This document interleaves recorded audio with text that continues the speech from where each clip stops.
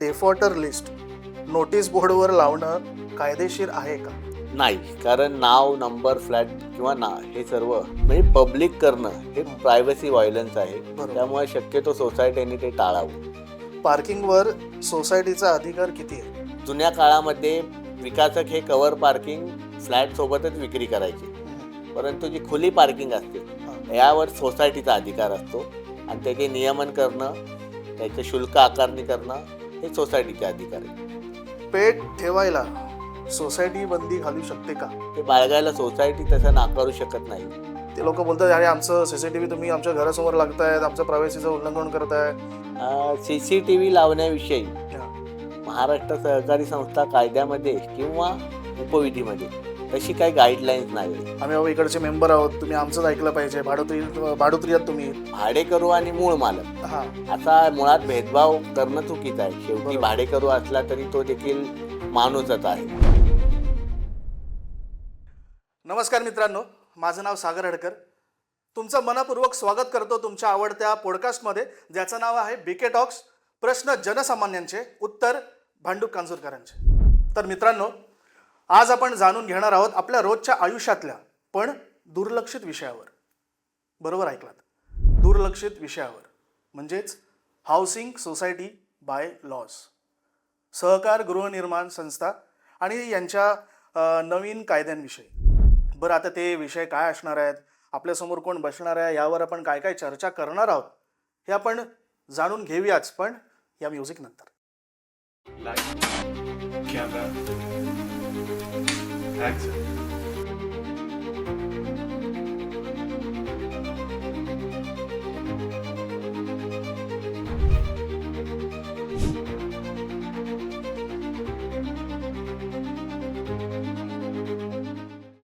तर आज आपल्या सोबत आहेत समीर गणपत दिवेकर, सहकार क्षेत्रातील अनुभवी व्यक्तिमत्व. ते राज्य सहकारी निवडणूक प्राधिकरण मान्यता प्राप्त निवडणूक निर्णय अधिकारी असून सहकार विभाग महाराष्ट्र शासन यांच्या नामतालिकेतील प्रामाणिक लेखापरीक्षक म्हणजेच ऑडिटर असून बऱ्याचशा संस्थांवर शासनमार्फत प्रशासक म्हणून कार्यरत आहेत.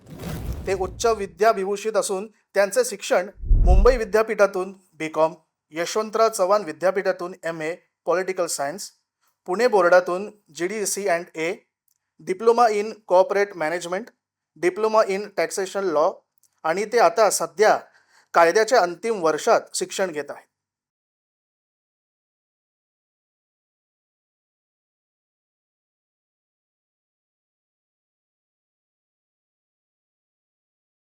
तर नमस्कार सर, तुमचं बीके टॉक्समध्ये खरंच खूप खूप खूप खूप स्वागत. नमस्कार. तर पहिलं प्रश्नाकडे येण्या अगोदरच मला जरा एक सांगायचं होतं की तुम्ही एवढं म्हणजे अभ्यास केलाय. पाणी पिऊ काय? पिऊ शकता. कारण झालंय की तुम्ही एवढा अभ्यास केलाय तर तहान मला लागली. तर म्हणजे तुम्ही एवढा सगळा अभ्यास केला तर लहानपणापासूनच तुम्ही हुशार वगैरे असाल. हा बॅकग्राऊंड असा होता की शिक्षण हे आपल्या गरजेचं होतं हां, आणि आमच्या घरात असं होतं की निरंतर शिकत राहणे या बाबतीत पहिल्यापासून म्हणजे घरातून म्हणजे निरंतर शिक्षण चालू ठेवा या बाबतीत दबाव असतो, बोलू शकला तरी चालतं. तो निरंतर दबाव होता, शिक्षण चालू ठेवा, काही अडचण असल्या तरी शिक्षण थांबवायचं नाही. ओके. त्यामुळं मी तो जो वडिलांनी दिलेला कानमंत्र हा अद्यापपर्यंत आपल्या मनी बांधून नियमितपणे शिक्षण चालूच ठेवलेलं आहे. ते आज देखील चालू आहे. वा, म्हणजे शिक्षण घेतलंच पाहिजे. चला तर मग पहिला प्रश्न विचारतो. सोसायटी बाय लॉज म्हणजे नेमकं काय? हे कायदा इतकंच महत्वाचं आहे का? राज्यातील ज्या नोंदणीकृत सहकारी गृहनिर्माण संस्था आहेत म्हणजे हाऊसिंग सोसायट्या यांच्या शासनाकडे वारंवार सतत तक्रारी येत होत्या. शासनाला तिथे कुठेतरी या सर्व तक्रारींना निपटारा किंवा त्यांची जी हे पाहिजे म्हणजे ते उत्तरं ही सोसायटीच्या स्तरावर किंवा सोसायटीच्या पातळीवर सुटली पाहिजे. अशा अनुषंगाने त्यांनी एक न्याय संहिता किंवा कायदे संहिता निर्माण केली. ओके. आणि ही जी संहिता निर्माण केली ही महाराष्ट्र सहकारी संस्था कायदा 1960 या अन्वये निर्माण केली आणि जी कायद्याने घालेली चौकट आहे नियमावलीची ती पुस्तक स्वरूपात जी आहे तिला सोसायटी बायलॉज म्हणतात. आणि हे कायद्या इतकेच महत्त्वाचे आहे. मी त्याच्याहून किंबहुना मी जास्त सांगतो की अ, हिंदू धर्मातील जसा गीता रहस्य आहे, इस्लाममध्ये कुराण आहे, ख्रिश्चन समाजामध्ये बायबल आहे, हम्म. तसंच प्रकारे सहकारी गृहनिर्माण संस्थांना हा एक अतिउच्च ग्रंथच समजून पालन केले तर भविष्यातील बऱ्याचशा प्रश्नांची उत्तरं त्यात मिळून जातील. मॉडेल बाय लॉज म्हणजे काय आणि सगळ्या सोसायटीजमध्ये ते लागू होतं का? ते प्रश्न केला तो मॉडेल बायलॉज हा सहकारी गृहनिर्माण संस्थांना लागू होतो. आणि जो सहकार क्षेत्रामध्ये जवळपास 154 प्रकारच्या सहकारी संस्था आहेत. मग जो हाऊसिंग सोसायटीचा बायलॉज हा हाऊसिंग सोसायटीना ओके. आणि ज्या विविध प्रकारच्या सोसायट्या आहेत त्यांना त्या सोसायट्यांपुरते बायलॉज आहेत. हा सोसायटी बायलॉज हा सहकारी गृहनिर्माण संस्थांना लागू होतो. आता ना झालं असं आहे की मेंबर्सांना जास्तीत जास्त लोकांना अजूनपर्यंत सोसायटी बाय लॉज माहीत नाही. हं. तर मेंबर्सांना बाय लॉज वाचलं नाही तर काय धोका असू शकतो? बायलॉजचं म्हणजे वाचन हे पदाधिकारी, संचालक किंवा आपले सभासद यांनी केलं नाही, हं. तर अडचण अशी असते की त्यांना आपले हक्क, कर्तव्य, जबाबदाऱ्या याची जाणीव होत नाही. आणि ह्या पुरेशी न जाणीव झाल्याने वादाचे प्रसंग उद्भवतात. त्यांच्यामध्ये गैरसमजातून बऱ्याचशा तक्रारी येतात हं, हं. आणि अशा असंख्य तक्रारी ह्या सहकार निबंधक कार्यालयात पडून आहेत. अच्छा. आणि त्या तक्रारीचा पर्यवसान हे पुढे भविष्यात जाऊन त्या सोसायटीची कामकाज ठप्प होतं, व्यवस्थापन विस्कळीत होतं आणि त्या ठिकाणी प्रशासकाची नेमणूक केली जाते. प्रशासक हा शासनाकडून नेमला जातो आणि त्यामध्ये कुठेही सहकारी सोसायट्यांमधल्या सभासदांचा तिथे कंट्रोल राहत नाही. आता मला सांगा की फ्लॅट ओनरचे मुख्य कायदेशीर हक्क कोणते असतात? अ, जो हा सहकारी गृहनिर्माण संस्थांचा उपविधी बनलेला आहे, हं, हा सभासदांना केंद्रस्थानी ठेवून बनलेला आहे. हं. त्यामुळे त्या सभासदाचे बहुतेक बरेचसे हक्क आहेत हे मोठ्या प्रमाणात आहेत. पण महत्त्वाचे हक्क म्हणजे आपण ज्याबद्दल बोलतोय सोसायटीच्या उपविधी, याची प्रत मिळवण्याचा हक्क असतो. त्याला सर्व सोसायटीमधली कागदपत्र किंवा दस्त बोलतो आपण, हे उपविधी क्रमांक 23 याच्याप्रमाणे पाहण्याचा हक्क असतो. त्याची प्रती मिळवण्याचा हक्क असतो. ओके. आणि त्यांना आपलं जे फ्लॅट आहे ते भाड्याने देऊ शकतात. त्यांना स्वतःचा सभासद असतात ते. पण स्वतःचा सहसभासद किंवा सहयोगी सभासद करण्याचा अधिकार असतो.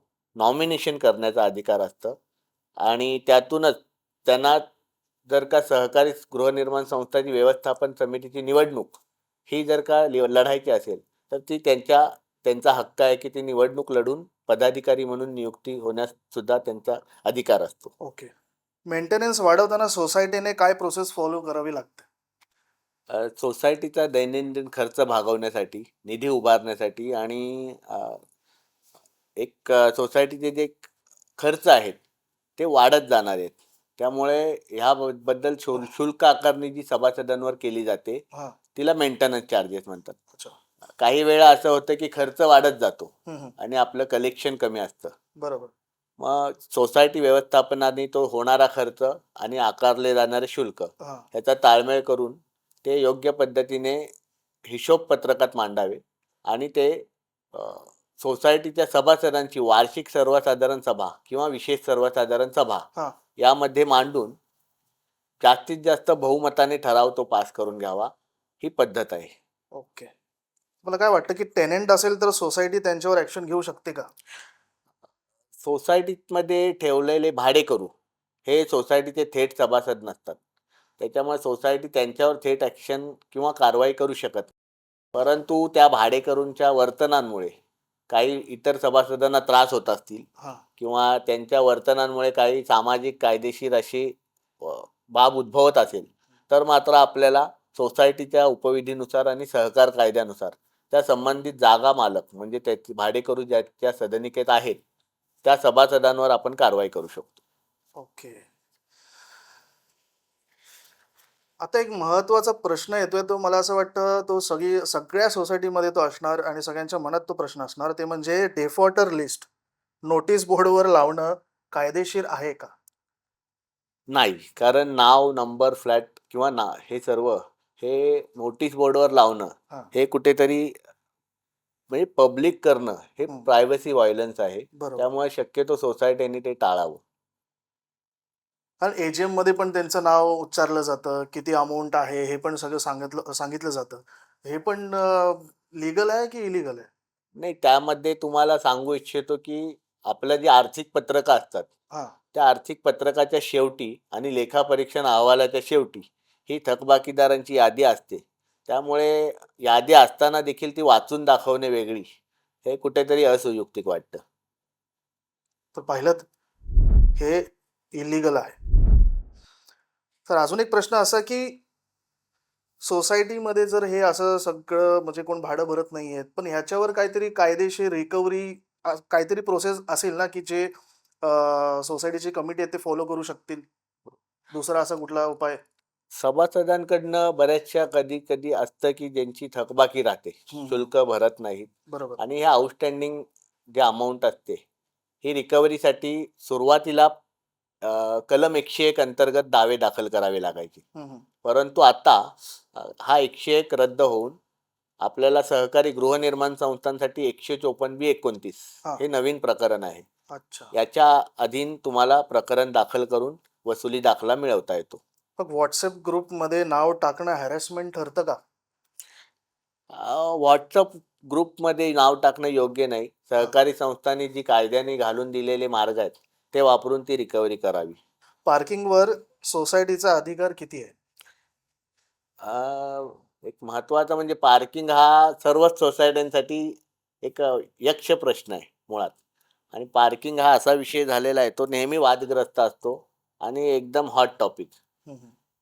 पार्किंगचे जे नियमावली आणि शुल्क आकारणी करण्याचे अधिकार आहेत, हे वार्षिक सर्वसाधारण सभेला आहेत. ओके. आणि त्या वार्षिक सर्वसाधारण सभेमध्ये ते ठराव घेतले जातात. हां. ते सर्व सभासदांना बंधनकारक आहेत. अच्छा. आता यामध्ये एक सांगू इच्छितो, कव्हर पार्किंग असते. हां, हां.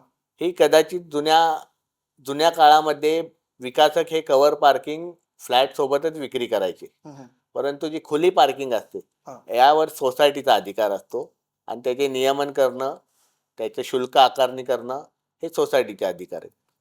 बरं. आता झालं असं आहे ना, की रिडेव्हलपमेंटला पण आता काहीतरी बोललं जातं, की रिडेव्हलपमेंट झाल्याच्या नंतर काहीतरी कितीतरी टक्के हे पार्किंगला दिलं जातं. मग ते लोकं बोलतात, की इकडे 40 लोकं राहतात किंवा 50 लोकं राहतात. मग त्यामध्ये फक्त 20 लोकांनाच पार्किंगचं जागा दिली जाते. पण मग राहिलेल्या 20 लोकांनी करायचं काय? मग काही लोकं भाड्याने ठेवतात. मग त्यांचं असं असतं, की यांना मग पार्किंगला जागा नाहीये, जे पण आमचे भाडोत्री वगैरे येणार. मग ते मग परत मग ते किचकिच करणार. मग ते म्हणजे भाड्याने आमचं रूम जाणार नाही. बरोबर. यावर पण या सगळ्या गोष्टी असतात. ॲक्चुअली पार्किंगच्या ह्याच्यामध्ये तुम्हाला जर का सदनिकाधारकाची मालकी हक्काची रूम आहे, हं, त्यांनी भाड्याने दिली, हं. तर पार्किंग ही त्याच्या भाडेकरूला नाकारू शकत नाही सोसायटी. बरोबर. ती द्यावीच लागते. आणि अडचण अशी आहे, की गृहनिर्माण धोरण जे आहे, हं, त्याच्यामध्ये एक ठराविक टक्केवारी दिली तेवढी पार्किंग बिल्डर उपलब्ध करून देतात. ओके. परंतु शेवटी डेव्हलपमेंट ॲग्रीमेंट होताना कमिटीने किंवा व्यवस्थापनाने आग्रह धरावा, की जितके फ्लॅट आहेत तितकं पार्किंग आम्हाला द्यावं. जेणेकरून भविष्यातल्या वाद टाळता येतील. पेट ठेवायला सोसायटी बंदी घालू शकते का? पाळीव प्राणी म्हणजे तुमचे जे पाळीव प्राणी आहेत घरात, हं, हं. आपले इझिली ते लोकं आपण बाळगतो. ते बाळगायला सोसायटी तसं नाकारू शकत नाही. परंतु आपण पाळलेल्या पाळीव प्राण्यांमुळे इतर सभासदांना त्रास होणार नाही त्याचा. ही दक्षता त्या पाळीव प्राण्याच्या पालकाने घ्यावी. आणि ॲनिमल बोर्ड ऑफ इंडिया हा जो बोर्ड आहे, हं, हं. त्यांनी काही मार्गदर्शक तत्त्व दिलेले आहेत. पाळीव प्राण्यांच्या बाळगण्याविषयी अच्छा. त्याचं पालन करणं अपेक्षित आहे.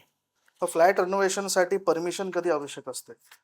फ्लॅट तुमचं जर का घर शेवटी घर हा असा विषय आहे, की सर्वांचा जिव्हाळ्याचा विषय आहे. एखाद्याला आपलं घर नूतनीकरण करणं गरजेचं वाटतं, त्यावेळी तो नूतनीकरण करायला घेतो. बरं. परंतु सोसायटी कायद्यामध्ये आहे उपविधी क्रमांक 46, हं, हं. त्याप्रमाणे तुम्ही व्यवस्थापनाला रीतसर अर्ज करून त्याची परवानगी मागावी. हं, हं. आणि आपण काम करताना कुठेही गळती होणार नाही. सोसायटीचा जो संरचनात्मक आराखडा आहे, त्याला कुठे धक्का लागणार नाही. ओके. बीम किंवा कॉलम हां. ह्या ज्या महत्त्वाच्या आहेत, याला कुठेही इजा होणार नाही याची काळजी, दक्षता घ्यावी. ओके. परत एकदा प्रश्न आपल्या जवळचाच आहे. हा प्रश्न मी विचारल्याच्या नंतर मग तुम्हाला असं वाटत असेल, की अरे एकदम बरोबर प्रश्न विचारला. तो म्हणजे असा आहे, की सीसीटीव्ही लावताना प्रायव्हसीचे नियम काय? किंवा ते लोकं बोलतात, "अरे आमचं सीसीटीव्ही तुम्ही आमच्या घरासमोर लागतायत, आमचं प्रायव्हसीचं उल्लंघन करताय, आमचं हे ते सगळं." तर त्याबद्दल तुम्ही काय म्हणाल? सीसीटीव्ही लावण्याविषयी हां. महाराष्ट्र सहकारी संस्था कायद्यामध्ये किंवा उपविधीमध्ये तशी काही गाईडलाईन्स नाही आहे, मार्गदर्शक तत्व नाही.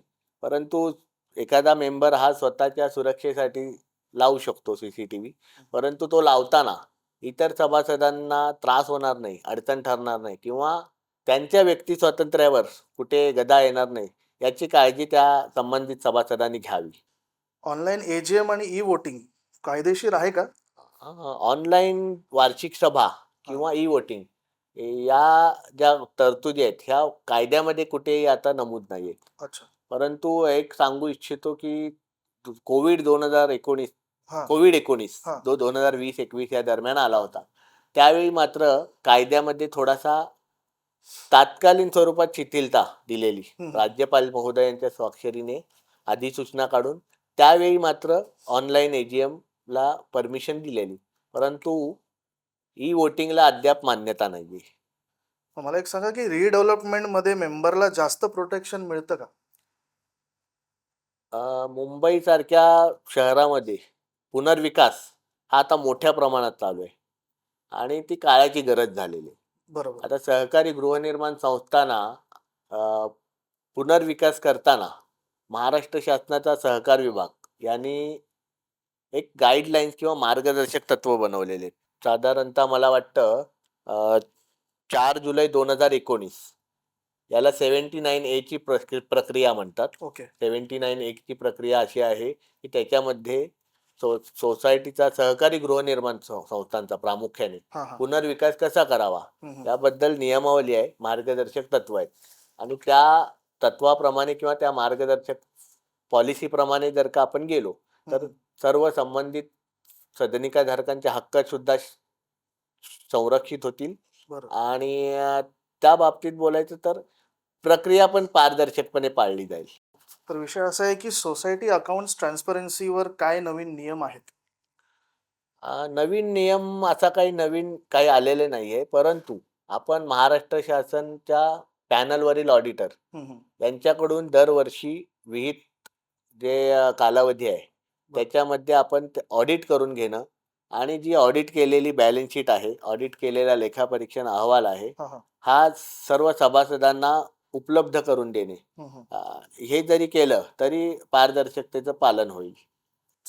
चेअरमन, सेक्रेटरी गैरवर्तन करत असतील तर मेंबरनी काय करावं? म्हणजे समजा की जे कमिटीमधले जे पण सेक्रेटरी आहेत, खजिनदार आहेत, ते त्यांनी आपला सगळा कसा त्यांच्याकडे लेखी-जोखा असतो. आपले सगळे डेटाच असतात बरोबर. त्यांच्याकडे.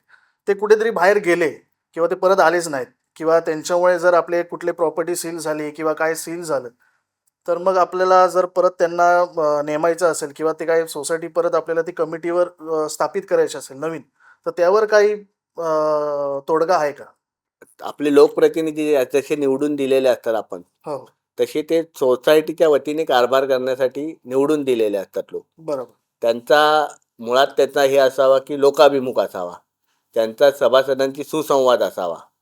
आणि तुम्ही ज्या बाबतीत बोलताय, त्याचं ॲक्चुअली सोसायटीचा सगळा रेकॉर्ड हा सोसायटीच्या अखत्यारीत असला पाहिजे. त्यांच्या पर्सनली किंवा त्यांच्या वैयक्तिक घरामध्ये ठेवणं हे चुकीचं आहे.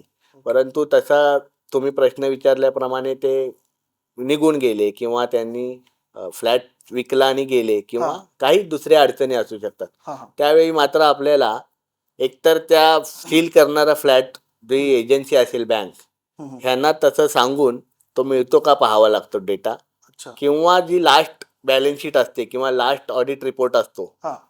तो गृहीत धरून, तो बेस धरून ओके.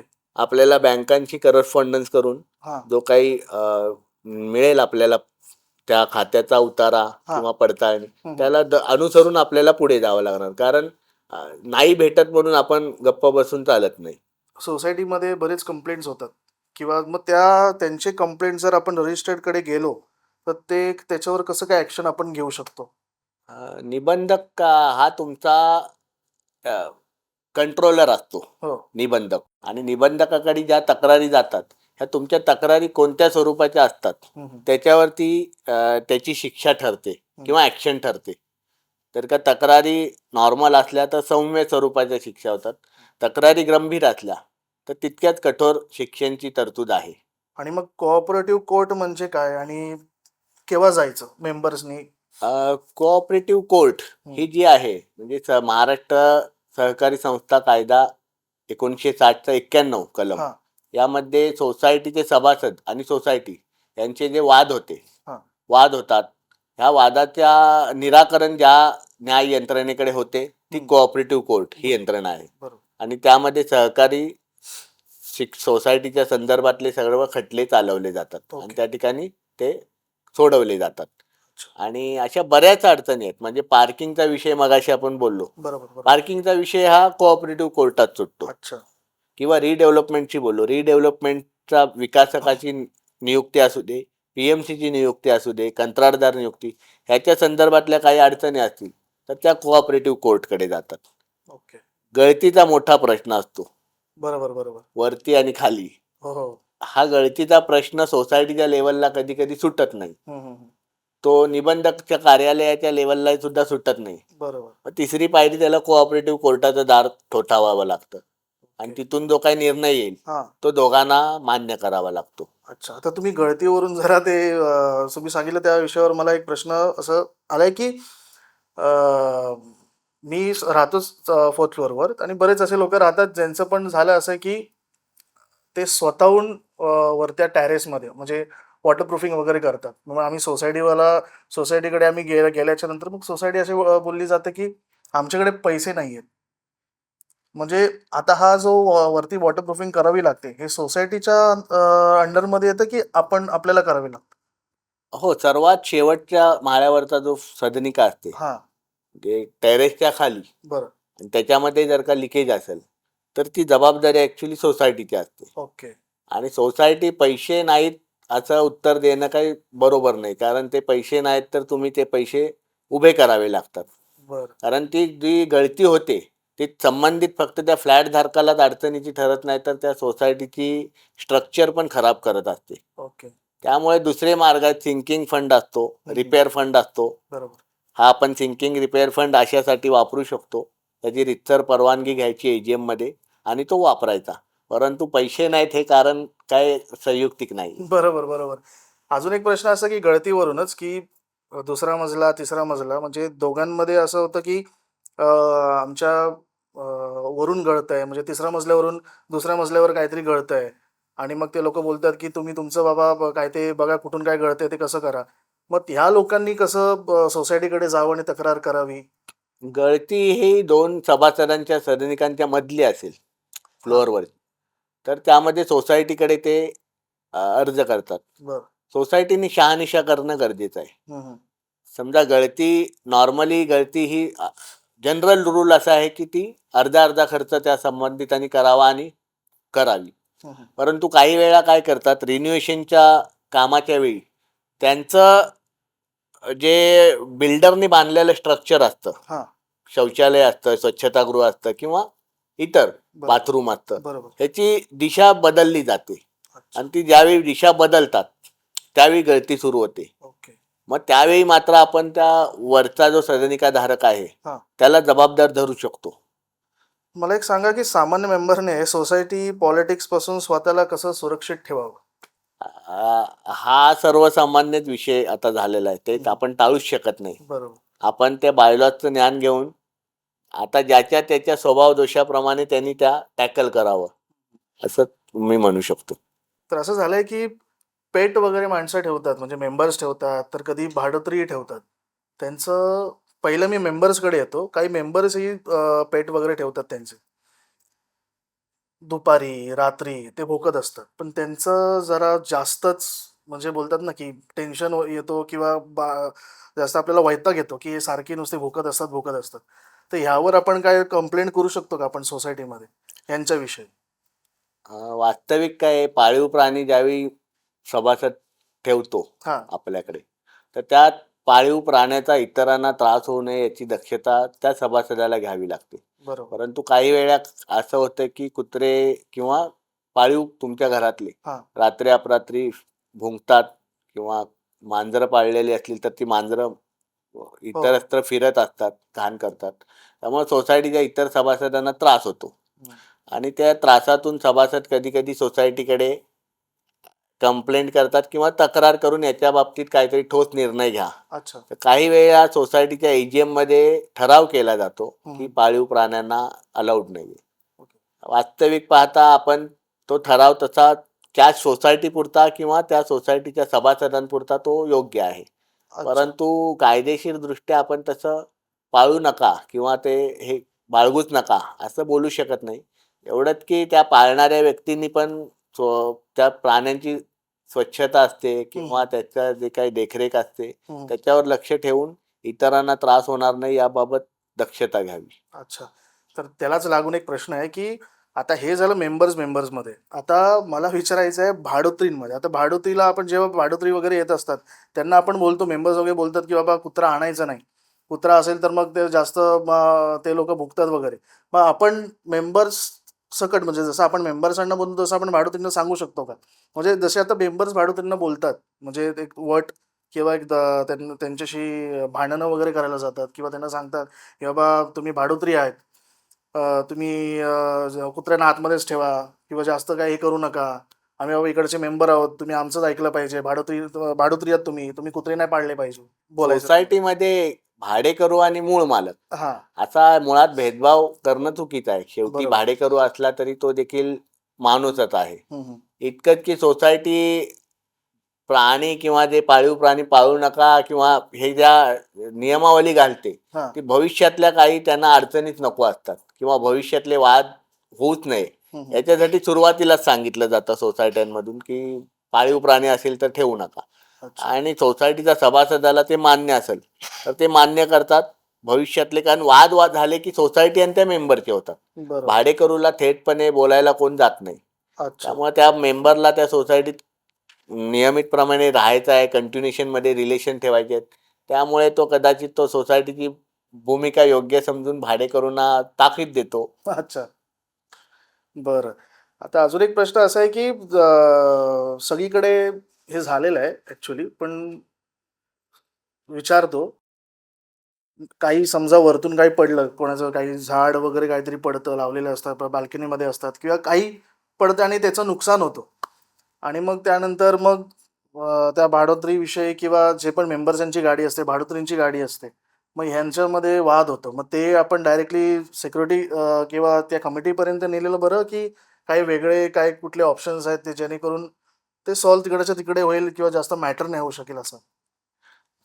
सोसायटीतले आता तुम्ही बोललात गाडी उभी केली आहे, वाहन वाहन उभं केलं आहे आणि काही वस्तू पडल्यामुळे नुकसान झालं. हां, तर एकतर बघा वाद कुठे न्यायचे असतील तर तो सगळे पर्याय उपलब्ध असतात. बरोबर. तेवढा वेळ पाहिजे, पैसा पाहिजे आणि सर्व ह्या गोष्टी ताणतणाव येतोय तो वेगळा. बरोबर. त्यामुळं माझं माझे वैयक्तिक मत विचाराल तर सोसायटीच्या स्तरावर सुटतो का हा प्रश्न हं, हं, हं. तो पाहावा. जी वस्तू बरोबर. कोणाच्या घरातून पडली असेल, सीसीटीव्हीमध्ये दिसत असेल, तर बाबा त्या संबंधित फ्लॅटधारकाला बोलावून हं. या बाबा या गाडीचं नुकसान झालंय आणि त्याची बाबा भरपाई द्या तुम्ही. बरोबर. असं सामंजस्याने सुसंवाद साधून होत असेल, तर तो भविष्यातला वाद नेणं, कोर्टापर्यंत जाणं किंवा काही गोष्टीला पोलीस स्टेशनपर्यंत जाणं. तर पोलिसांना आता ऑलरेडी जो आहे तेवढा तणाव खूप आहे. बरोबर. सोसायटीचे मॅटर वाढले तर अजून त्यांना अडचण होते. त्यामुळे सोसायटीच्या स्तरावर ह्यांची उत्तरं काढण्याचा प्रयत्न करावा. त्यांना झालंय असं आहे, की आत्ताच्या काळात म्हणजे आत्ता सगळं झालंय आणि पहिले पण सध्या ते चालूच असायचं. पण आता ते जास्त लोकांसमोर आलंय. ते म्हणजे काही बिल्डिंगमध्ये आणि काही सोसायटीजमध्ये आणि काही-काही ठिकाणी म्हणजे मुलुंड असो, भांडूप असो किंवा मीरा भाईंदर आणि अशा कुठल्या-कुठल्या ठिकाणी असो. तुम्ही जर इकडे राहत असाल किंवा तुम्हाला तिकडे राहायचं असेल, तर तुम्ही नॉन खाऊ शकत नाही. तुम्हाला व्हेजच खावं लागेल किंवा तुम्ही जर भाडोत्री तिकडे असाल, तर तुम्ही तिकडे बाहेर जाऊन तुम्हाला काय व्हेज करायचं असेल, तुम्ही व्हेज खायचं. पण घरात तिकडे तुम्ही नॉन-व्हेज करायचं नाही. हं. पार्सल देखील तुम्ही डिलिव्हरी करून पार्सल तुम्ही मागवू शकत नाही. तुम्हाला जे पण काही खायचं असेल, ते तुम्ही नॉनव्हेज बाहेर खायचं, हे कितपत योग्य आहे हो सध्याच्या ह्याच्यामध्ये? तुम्ही बोलताय ते बरोबर आहे. कारण हे सध्या बरेचसे प्रश्न असे वाढलेले आहेत. हम्म. वादविवाद अगदी पेपरमध्ये येतं, कोर्टापर्यंत जातात मॅटर. तर एक गोष्ट आहे की काही सोसायट्या ठराव करतात, हा. की इथे नॉनव्हेज भाडेकरूच घ्यायचा नाही. किंवा सोसायटीमध्ये अलिखित नियम असतो, की एका समाजात व्यतिरिक्त इतर समाजाला ती फ्लॅटच विकू नये, भाड्याने देऊ नये. अच्छा. त्यामुळे एक आहे की राज्यघटना, आपली भारतीय राज्यघटना, हा. त्याच्याप्रमाणे कलम 14 प्रमाणे सर्वांना समान असतात, समान सर्व बरोबर. कायद्यासमोर. आणि कलम 15 मध्ये स्पष्ट तरतूद आहे, जात, धर्म, हम्म. पंथ हो, हो. किंवा खाण्यापिण्याच्या सवयी, त्यामुळे तुम्ही भेदभाव करू नका. बरोबर. त्यामुळे जर का सोसायट्या अशा प्रकारचे रिझोल्युशन करून अलिखित नियम बनवून जर का त्याची सर्वांना सक्ती करत असतील, हम्म. तर ते चुकीचं आहे. तो घटनेचा अपमान आहे आणि या घटनाबाह्य आहेत. त्यामुळे अशा प्रकार होत असतील हम्म. तर राज्य शासनाच्या सहकार निबंधकांकडे योग्य ती दाद मागावी. हम्म. कारण राज्य शासन किंवा सरकार बरं. हे त्या गोष्टीला पाठीशी घालणार नाही, योग्य त्या पद्धतीने त्याला कायदेशीररित्या तोडगा काढेल. तर विषय असा झालाय की लोक सगळे ट्युशन क्लास वगैरे घेतात. म्हणजे झालं असं की ट्युशन क्लासेस नाही, म्हणजे तबला क्लास असो, म्हणजे संगीतचे सगळे विषय तिकडे, म्हणजे गाण्यापासून झालं, म्हणजे तबला झाला, पियानो वगैरे झालं, त्यानंतर काही कथ्थक डान्सेस वगैरे पण चालू असतात त्यांच्या त्यांच्या फ्लॅटमध्ये.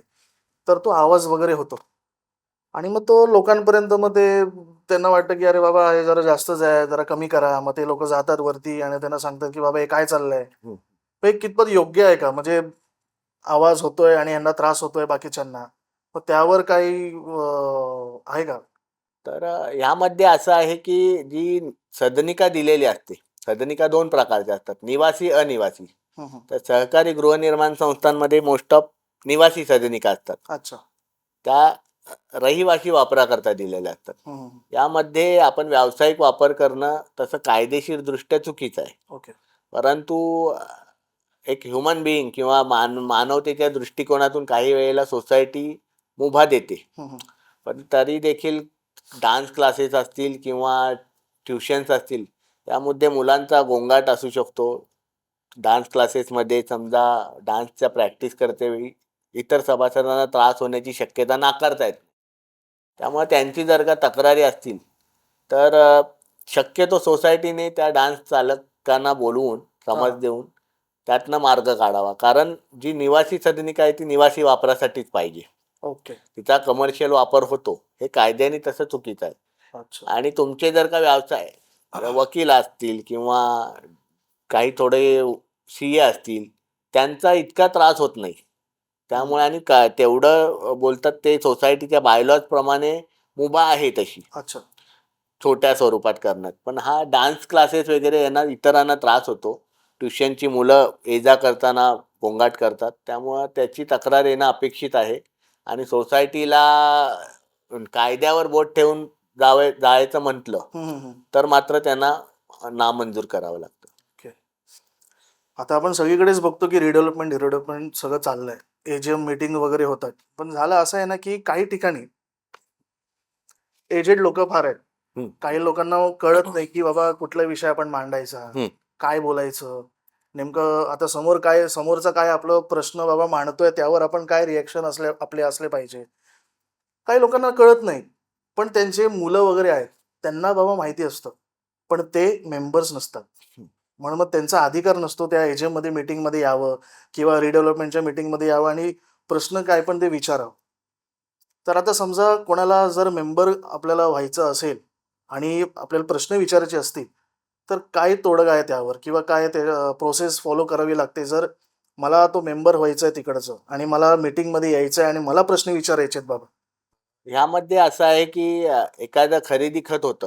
हां. खरेदी खतामध्ये त्याचं परचेसर म्हणून नाव असतं अच्छा. आणि कालांतराने तो सोसायटीचा मेंबर होतो. ओके. परंतु तुम्ही बोलताय तसं ते आजारी असतील, वयस्कर असतील, हां.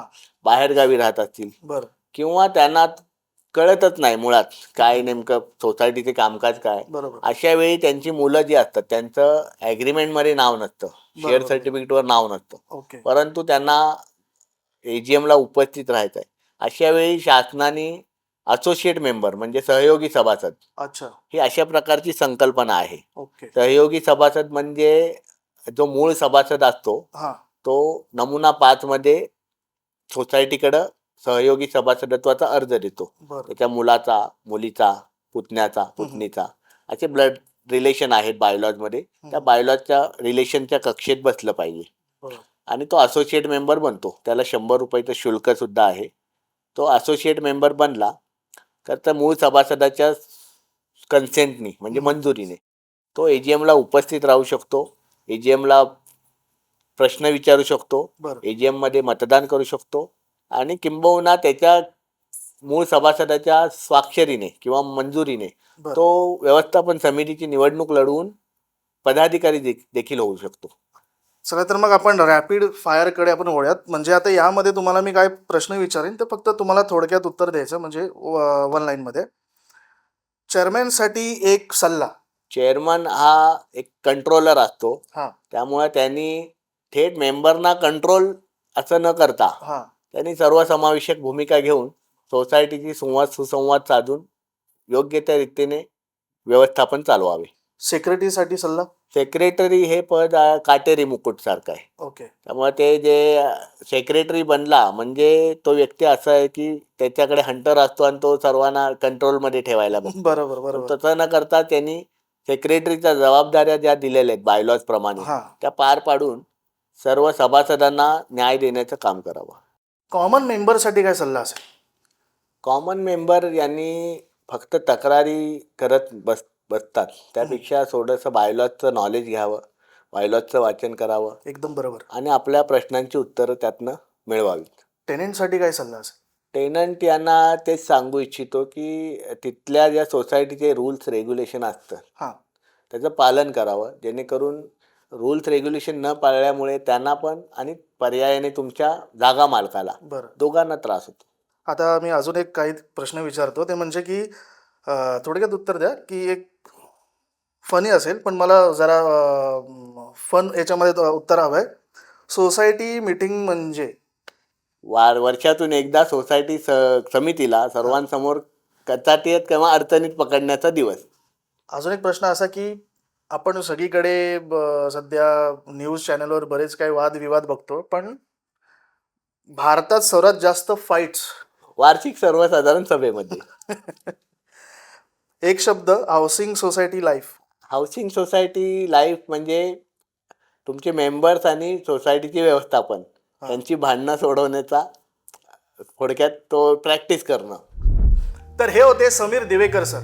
यांनी हाऊसिंग सोसायटी बाय लॉज, मेंबर्सचे हक्क आणि नवीन कायद्याबद्दल सगळ्यांना तंतोतंत माहिती दिली. तर ही माहिती तुमच्यापर्यंत नक्कीच पोहोचली असेल. तर तुमच्या मनात काही प्रश्न असतील तर तुम्ही आम्हाला कमेंटद्वारे नक्की कळवा, जेणेकरून आम्ही त्यांचं उत्तर देण्याचा आम्ही नक्कीच प्रयत्न करू. तर तुम्हाला हा एपिसोड कसा वाटला हे तुम्ही आम्हाला कमेंटद्वारे नक्की कळवा. आमचा फेसबुक पेज आहे ते तुम्ही लाईक करा. आमचं इंस्टाग्राम पण पेज आहे तो फॉलो करा. आणि जे नवीन सबस्क्रायबर्स आहेत किंवा युअर्स आहेत त्यांनी प्लीज आमचं हे चॅनल सबस्क्राईब करा आणि बेल आयकॉन दाबायला विसरू नका, जेणेकरून आम्ही जे पण व्हिडिओज अपलोड करू ते तुमच्यापर्यंत नक्कीच पोहोचतील. तर भेटूया आपण पुढच्या भागात. तोपर्यंत पाहत राहा BK टॉक्स, प्रश्न जनसामान्यांचे, उत्तर भांडू कांजूरकरांचे. धन्यवाद.